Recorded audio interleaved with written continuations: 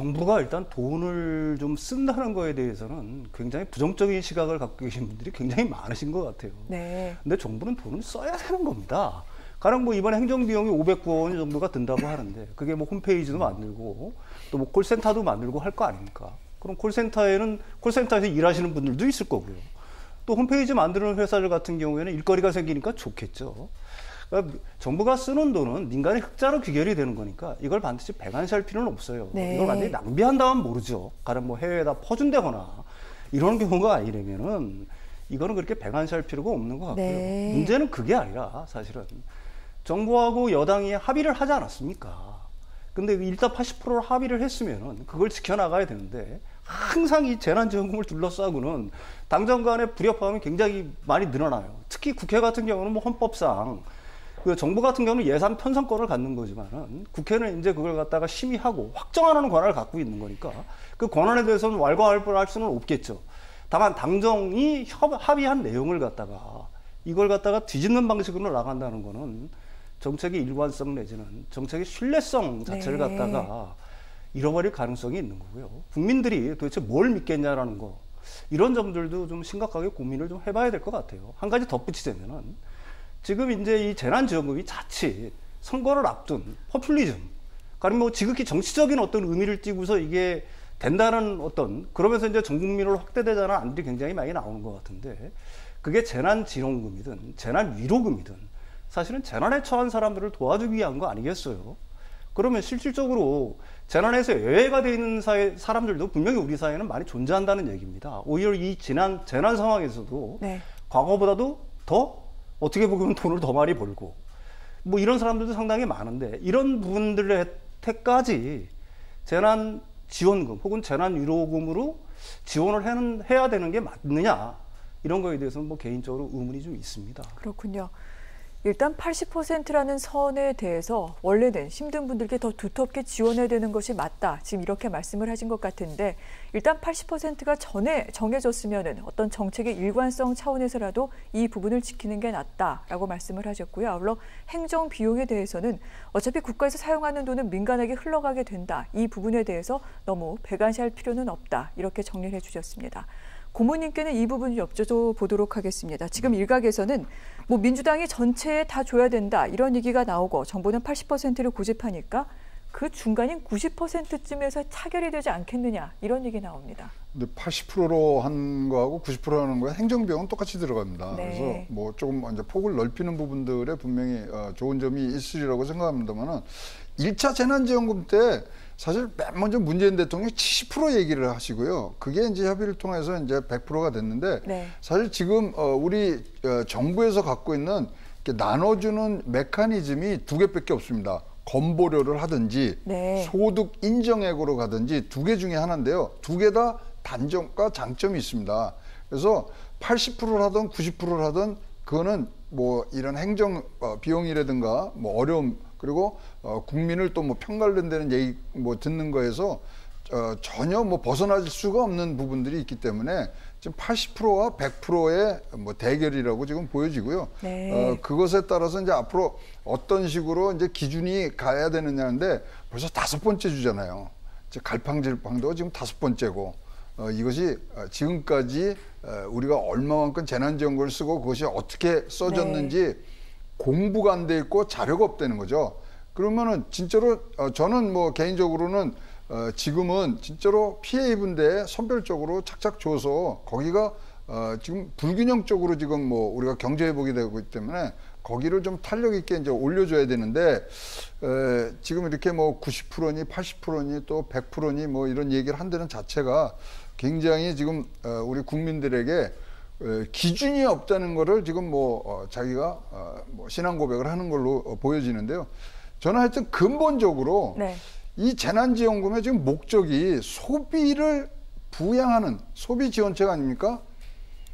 4단계 지금 거리두기가 나가고 있는 상황에서 네. 이 얘기가 지금 맞는 건지 그래서 추경 전반에 대해서 다시 한번 생각해 보시는 것이 굉장히 좋고요. 지금 뭐 풀 수도 없습니다. 풀어서 지금 뭐 우리 여름에도 한번 소비자 쿠폰 7월 달에 8개 분야에 이제 나눠줬더니만 바로 늘었지 않습니까?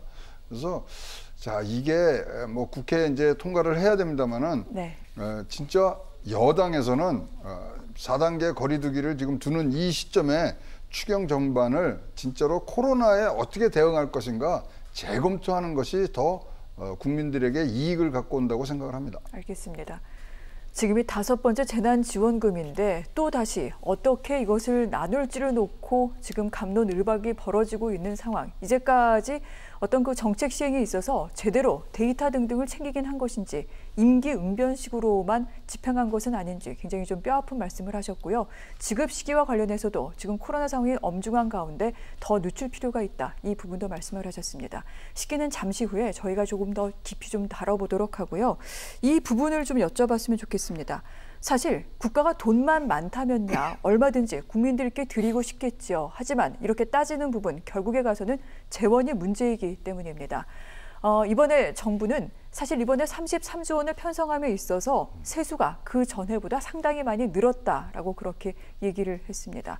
그리고 걷고 보니까 예상치보다 훨씬 더 많이 늘었다는 것도 지금 전해지고 있습니다. 하지만 또 정부는 이렇게 얘기를 하죠. 하반기에는 기저효과 등등 지난해 하반기에는 조금 경제가 나아졌기 때문에 세수가 비교해서 이제는 그렇게 많이 늘어나지 않을 것이고 국가 채무는 계속해서 늘어나고 있다. 이 부분 경계해야 된다. 이렇게 얘기를 하고 있습니다. 자, 5차 재난지원금까지 이제 편성을 하게 되는데 국가 채무는 어떻게 될까요, 고모님? 이거 뭐 지금 세수가 오더라도 지금 우리나라 빚이 너무 많기 때문에 우리 재정주칙에서 이렇게 뭐 세수가 많이 초과 세수가 되면은 일단 빚부터 갖게 돼 있거든요. 근데 그것을 안 하고 지금 일단은 우리가 이제 뭐 지원금으로 지금 나가는데, 자, 우리 전체적으로 보면요, 문재인 정권 들어와서 굉장히 뭐 폭발적으로 복지 분야의 의무 지출액, 그러니까 의무 지출액에는 대상과 이 액수가 정해져 있는 복지 관련된 예산이거든요. 이게 지금 뭐 이대로 나가면은 내년에는 140조가 되고 그 후년에는 150조가 됩니다. 그러면 전체 이런 재원들이 계속 지금 줄어가는 상황에서 덜커덩 지금 뭐 43조 6천억 정도가 지금 더 거쳤다 그래요. 네. 그럼 그거를 다 써서 하겠느냐? 결국은 다음 정권에 가서는 진짜로 뭐 이 빚에 대해서 국가 채무에 대해서 또 개인 채무에 대해서 굉장히 후폭풍이 올 수밖에 없기 때문에 이것은 굉장히 우리가 잘 생각을 해야 된다. 이 부분들이 굉장히 가슴에 오고요. 지금 현재 이렇게 되면은 우리 의무지출액뿐만 아니라 모든 이런 지원 이런 부분들이 평균 12%씩 지금 늘어나게 되거든요. 그러면 7년 정도면 2배가 됩니다. 지금부터 잡아나가는 부분들이 분명히 보여야 되고요. 이것이 지금 뭐 요번에 이제 뭐 다 풀고서 뭐 다시 한번 4%대를 찍느니 내년에 올해보다 더 나은 그런 퍼센테이지가 나오고 그 다음에 또 더 그 다음에 더 높은 경제 성장률을 갖고 가는 것이 지속 성장에 관한 경제의 아주 근본이기 때문에 이 부분들은 누군가가 특히 좀 야당의 기대를 하고 있습니다만은 꼭 좀 한번 종목종목 이거를 따져주시기를 진짜로 뭐 간곡히 부탁을 드리겠습니다. 알겠습니다. 국회에서 논의가 진행되기 때문에 세세한 예산 항목별까지 상임위원회에서는 들여다볼 것 같습니다만 문제는 또 선거 등등을 의식하고 있기 때문에 정치권이 어떻게 움직일지 이 부분은 또 별도의 문제일 것 같습니다. 자, 이번에 추경 예산안 가운데 지원금 부분은요. 전국민 재난지원금 항목이 있고요. 캐시백이 있습니다. 그리고 소상공인에 대한 지원금이 있는데 이 가운데 캐시백을 놓고 또 문제가 불거지는 부분이 있습니다. 우원식 의원이 오늘 라디오 인터뷰에서 이런 얘기를 했습니다. 재원이 문제라면 이번 재난지원금 전 국민한테 드릴 거 25만 원씩 드린다고 했는데 20만 원씩만 해서 다 드릴 수가 있다. 이번에 캐시백에 들어가는 1조 1천억 원을 전 국민 재난지원금으로 돌리게 되면은 문제가 안 된다라고 얘기를 했습니다. 지금 이론적으로는 이렇습니다. 전 국민에게 다 드리게 되면 약 13조 원 정도가 소요가 되는데 이번에 지금 80%로 끊게 되면 10조 4천억이고 여기에 캐시백이 1조 1천억이라고 합니다. 이렇게 합치면 되지 않겠느냐 이런 주장인데 평론가님 어떻게 보십니까? 저는 재원 가지고 자꾸 얘기하는 거는 의미가 없다라고 생각을 합니다. 아, 그렇군요. 위기 상황에서 정부가 어느 정도 적자라든지 아니면 예산을 쓰는 거는 지난 시간에도 말씀드렸듯이 뭐 당연한 거 같고요. 예산이 문제가 아니라 네. 지금 1조 1,000억 원이 만약에 캐시백 자금을 돌린다라고 하게 되면은 그 돈은 지금 뭐 거의 뭐 우리나라가 지금 셧다운 상태로 들어가지 않습니까? 월요일부터는. 네. 그렇게 되면은 자영업자들이라든지 소상공인들이라든지 우리나라의 취약계층들은 지금보다 훨씬 더 어려워질 텐데 이 사람들은 굉장히 급한 상황이란 얘기예요. 차라리 이분들한테 1조 1,000억 원을 주든지 아니면은 줄 돈을 가지고 더 두텁게 지원하는 게 네. 그게 합리적이지.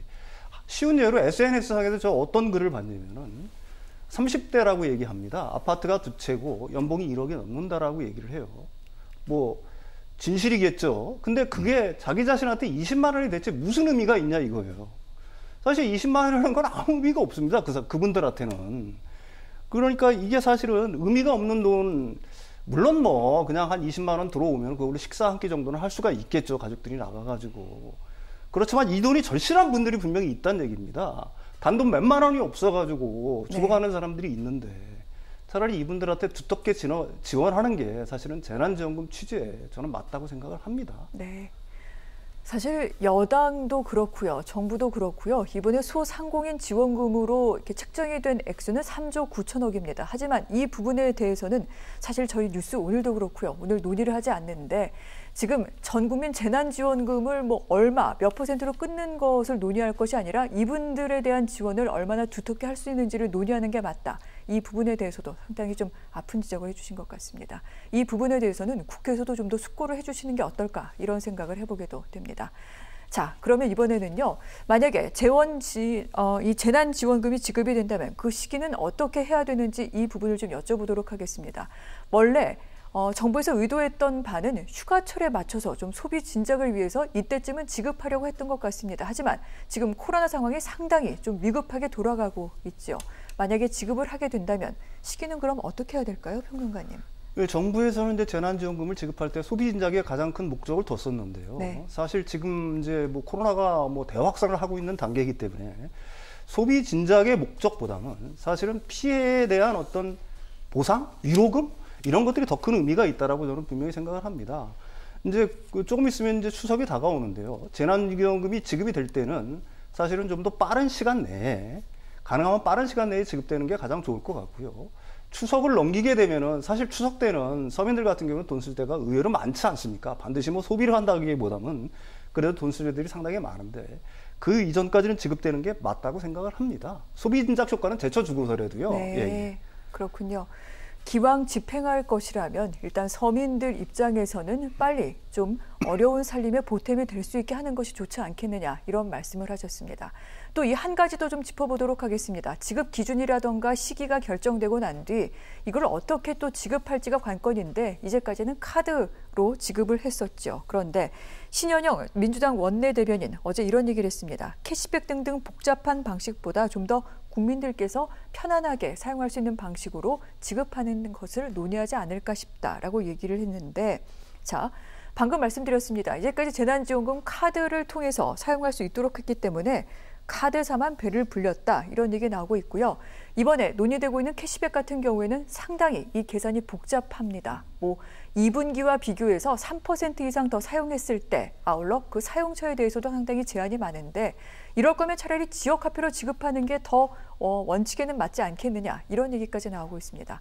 방식은 어떻습니까, 고문님? 이제 캐시백이 지금 지금 결점 중에 하나가 대형 마트에서 못 씁니다. 백화점에서 못 씁니다. 그리고 온라인상에서 못 쓰게 돼 있어요. 네. 그러다 보니까 이게 사실 빚 좋은 개살구 아니냐, 얼만큼 준다 그러고 사실 캐시백 얘기가 나오게 된 것은 20%가 이제 제외되는 부분, 상위 20%에 제외되는 것을 조금 안도시키는 차원에서 지금 나왔단 말이죠. 그래서 이게 사실 지역 화폐로 주면 사실 지역에 있는 전통시장이나 거기 가서 이제 써야 되는 부분들인데 네. 이것도 굉장히 국민들 입장에서는 불편할 수도 있기 때문에 아까 윤석열 전 평론가 이제 잠깐 지적을 했습니다만은 지금 이게 1조 1,000억 정도 되는데 이거 사실 다 밀어놓고 네. 그건 전체적으로 해서 더 필요한데 더 주는 것이 맞다고 생각을 합니다. 근데 지금 우리가 이제 33조 얘기를 추경을 하는데 지금 지원에 15조 7천이 들어가요. 그리고 방역에 지금 4조 4천밖에 안 들어가거든요. 저는 지금은 방역할 때입니다. 돈 쓰라고 지금 돈 줄 때가 아니라. 그래서 네. 지금 뭐 우리 뭐 굉장히 지금 뭐 백신들 잘 맞고 계신데 없어서 지금 못 맞는 지금 경우들이 많지 않습니까? 그리고 20대 30대가 활발하게 돌아다니는데 거기 지금 뭐 백신이 안 들어와서 지금 못 맞는 상황인데 이 돈 갖고 해외에 나가서 지금 백신 사와야 될 때지. 이거 지금 뭐 안에서 지원 뭐 해줘갖고 우리끼리 지금 잘한 백신 접종률이 1% 올라가면요, 우리 경제 성장률이 0.2% 정도가 더 올라가는 지금 추계들이 나오고 있거든요. 지금은 방역입니다. 지금은 소비가 아닙니다.